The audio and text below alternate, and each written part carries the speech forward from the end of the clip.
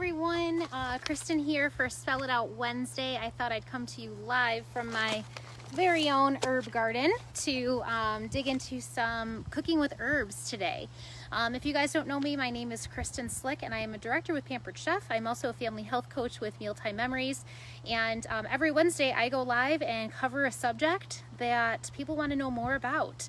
So herbs are in full bloom right now back here. I have my own herb garden. I have some cilantro, parsley, basil, chives, which come back every year and are just humongous. Mint, which came back all on its own this year. So that's why it's kind of in a funny spot. And then in the back there I have some dill. So I'm probably going to weed out my chives here because the chives are just kind of overrunning everything. But like kind of the back half is the herbs that come back year after year.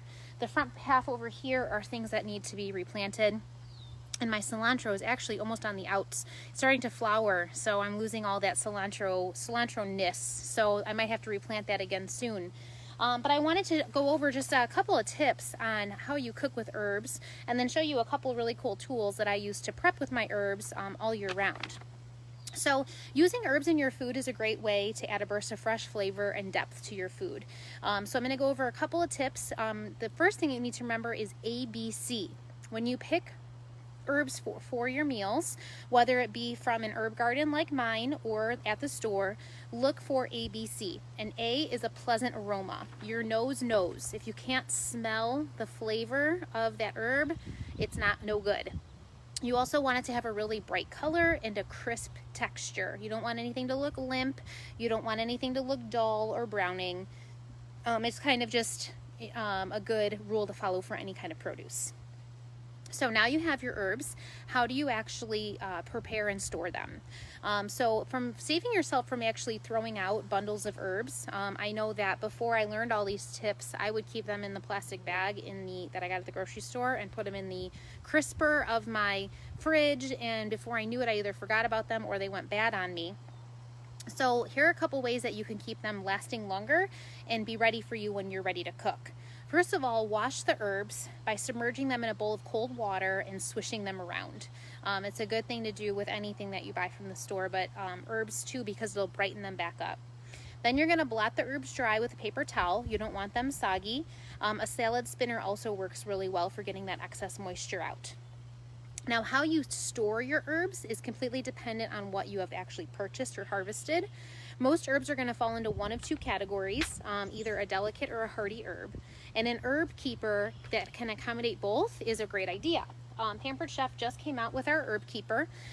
It does store delicate herbs on this side because we can fill it with water. And then on the other side, we can store hardier herbs, and it does not submerge them in water. So you want to keep them in a cool, damp place, but not necessarily submerged in water, whereas other herbs you want to submerge them in water, and I love being able to see the water level right on the bottom there. So our herb keeper is a great investment, and it fits really great in the door of your fridge. So those delicate herbs usually have grass-like stems and are often soft. Things like parsley, actually my whole herb garden are all soft, delicate herbs. Parsley, mint, chive, cilantro, basil, and dill. They can be stored in the fridge, but they do better at room temperature. I feel like I use them more when they're at room temperature because I remember about them, but they store well in the fridge as well. They should sit with their stems in a small amount of water, like a flower bouquet. So just storing them in the shallow water is a great way to make sure that they stay vibrant and alive for you. Now, to help these herbs last longer, you should trim the stems at a diagonal, and that's the same way you would do if you had a bouquet of flowers. This type of cut allows the plant to sit on a point and has better absorption at that angle. To keep the water fresh, remove any dead leaves and lower the leaves that might get into the water and change the water daily. Now, if you have hardier herbs, things like rosemary, oregano, thyme, things that are tougher and woodier, these herbs should be kept dry in the fridge. So that's why this section on this side is wonderful for you to be able to keep them not submerged in water, but in a nice, cool, covered place. So the herb keeper is definitely a wonderful investment for your fridge, and especially during herb season. Now, when do you know when to add herbs to a recipe or how much to add to a recipe? Because fresh and dry have different measurements. So the two tools that I would recommend for this are the herb grinder and the herb stripper. This is actually, hair keeps blowing into my mouth. This is actually great for kale too, but this is an herb stripper, so you can take the stems and you rip it through there so that all of the leaves come off and just leave the stems behind. And then we have our herb grinder, which I will be totally honest and say that at first I thought this was just kind of a novelty product, but I love using this guy to grind it just like a pepper grinder, except you put cilantro or basil or your woodier things in here like rosemary and thyme.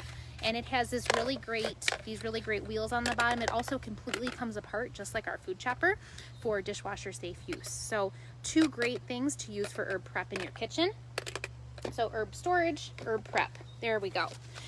So if we want to add some herbs to enhance our flavors and actually health benefits when we cook, you can add some delicate herbs to a recipe. Something like mint. People oftentimes usually just add mint to like drinks or desserts, but mint actually gives recipes a really vibrant appeal. So if you were making like maybe like a skillet pasta, you could add some mint in there and it'd be really fresh and vibrant. Mint also helps with digestion. I know anytime my kids have a stomach ache or we're just kind of feeling off, we usually do like a peppermint to suck on, and it helps with digestion as well. Cilantro is another great one to add to brighten up your cooking. It is slightly citrusy and grassy. Either you love it or you hate it. My husband thinks it tastes like soap, and I love cilantro and can't get enough of it. Cilantro is used frequently in salsas.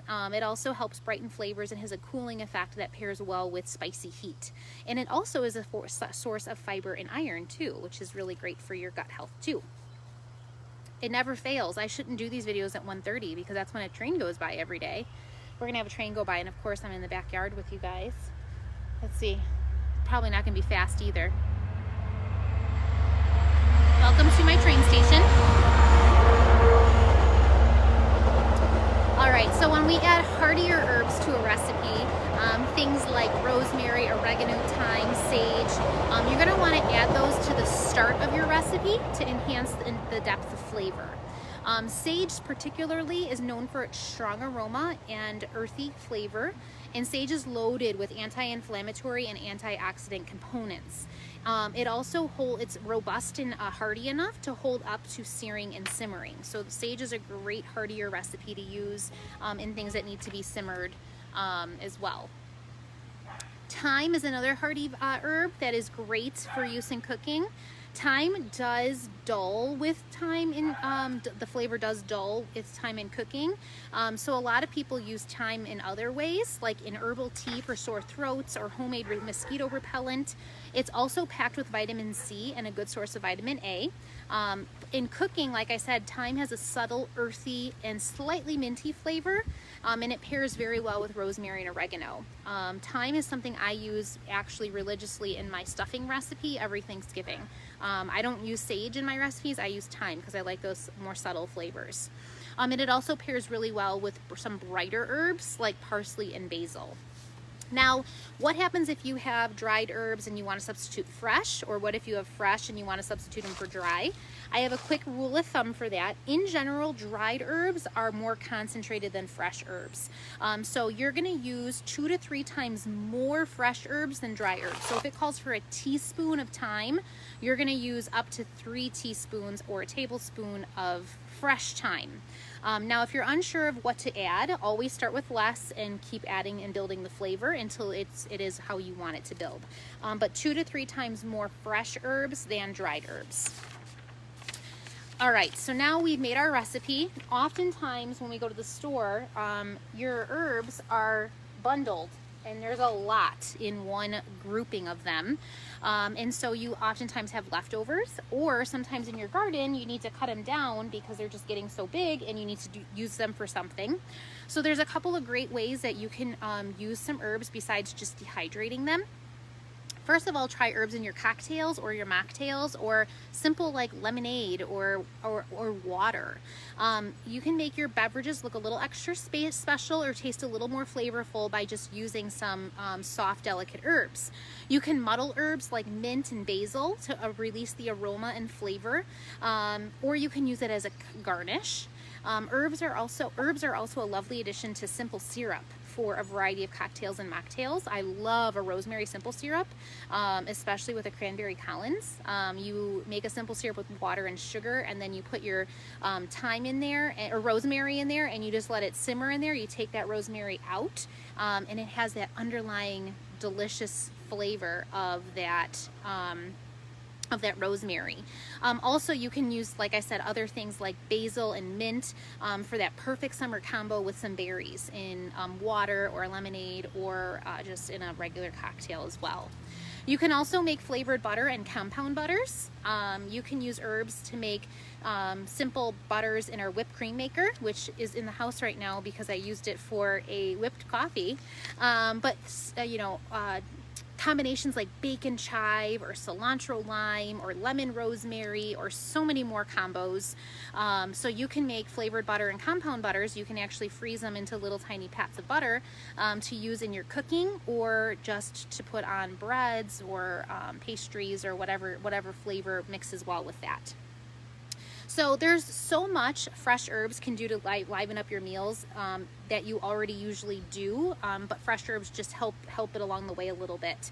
Having fresh herbs in the kitchen can also encourage you to try new dishes. That's why I said I oftentimes like to leave stuff on the counter, just because I remember to use it, and I'm usually pleasantly surprised.